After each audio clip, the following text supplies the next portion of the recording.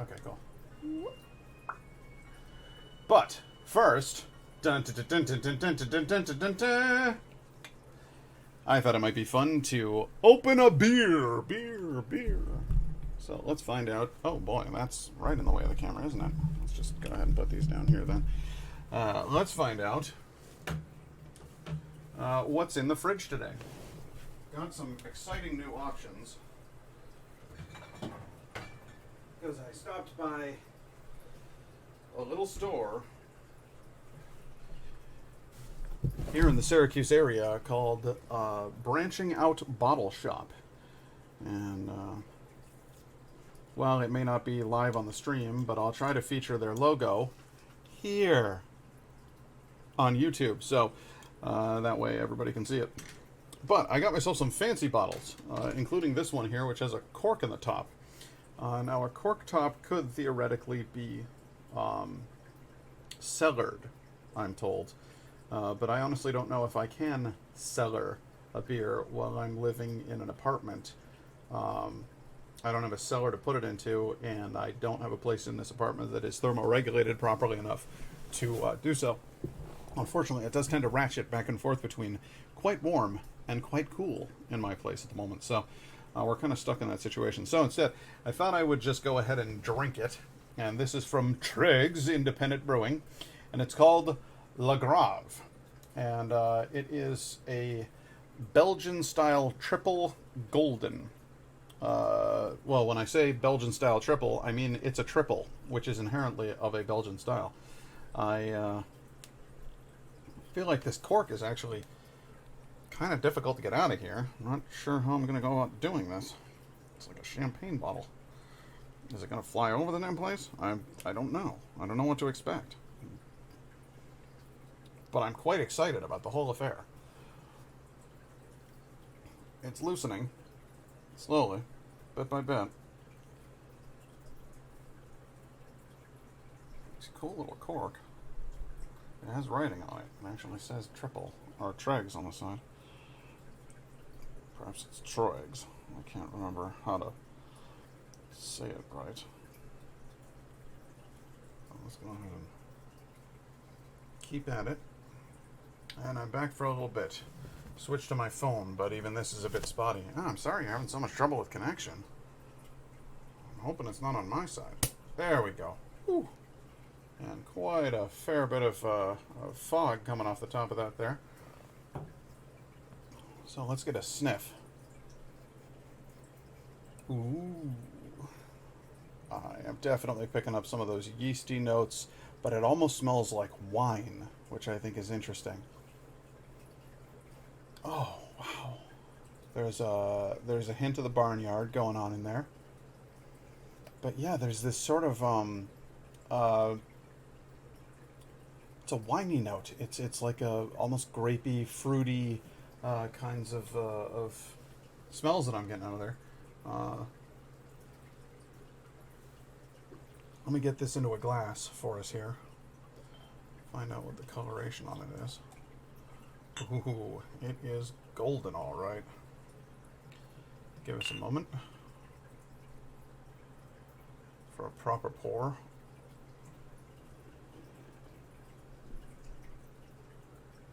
Mmm. That's phenomenal. That's sweet and fruity, but at the same time, it has that that yeasty. Oh, hey babe, how you doing? I'll save you a sip. Absolutely. This is just absolutely something special. I love the idea of a bottle with a cork in it for beer. This is fine drinking right here. Look at the color on that, and look at all of the fizz happening inside of that glass. Give us just a moment, because again, I want to get a nice full glass, but I don't want to drain it because I want to leave you a sip, Indigo.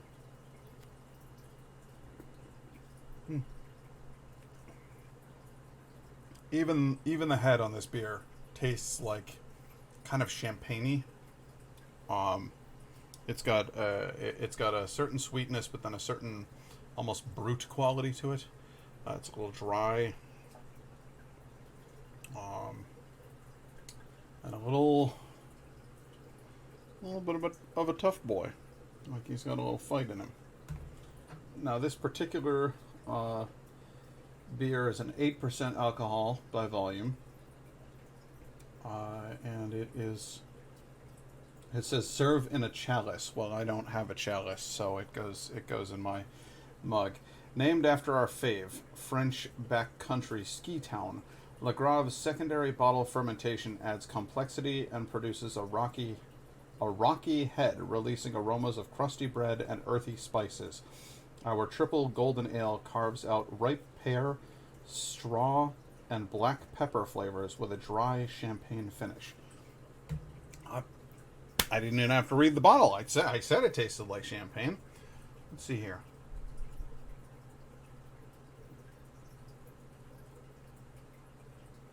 Oh my. Oh my. Well, I'm gonna have to go out and buy another one of these because that's just fantastic. It's phenomenal. I don't know if I'm getting pear.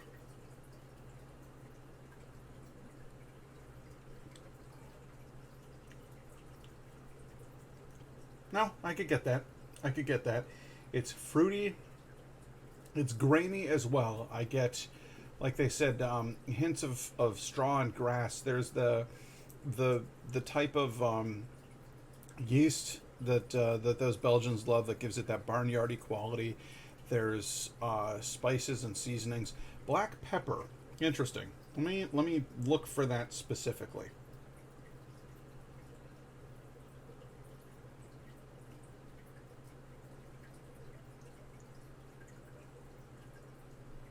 Yeah, I suppose there is. In that bite, there's a bit of that peppery flavor. Yeah, I could absolutely see that.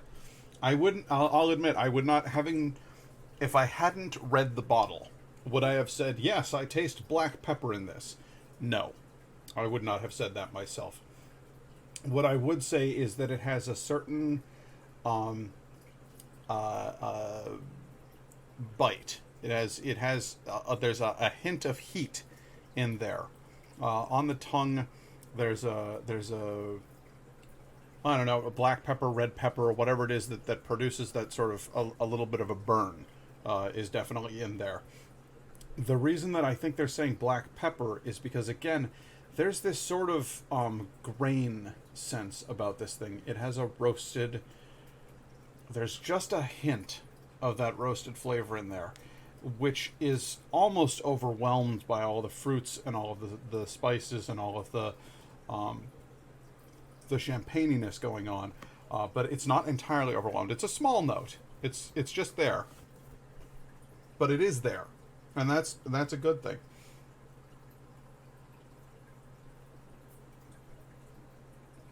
Mm. And the more of it I drink, the more of it I taste. The more I realize that there's definitely there's a pepperiness to it. Is it the power of suggestion? Is it my actual palate? Hell, I'm not an expert at this stuff. I'm just a guy who likes to drink beer and talk about it. And frankly, I think now I'm tasting pepper, which is kind of neat. Um, the smell of it is delicious. It's beautiful to look at. It's got a fantastic haze. This is a pleasant beverage by all stretches of the imagination. Even the uncorking process lends a certain mystique. It feels kind of magical to unbottle some Le Grave here and to sip it down. More than a little alcohol in this beverage, so one could get what's the polite term? Sloshed if they weren't careful. So don't maybe stick to one. You know, but good lord, I'm picturing, because it's farmhouse style ale, the triples.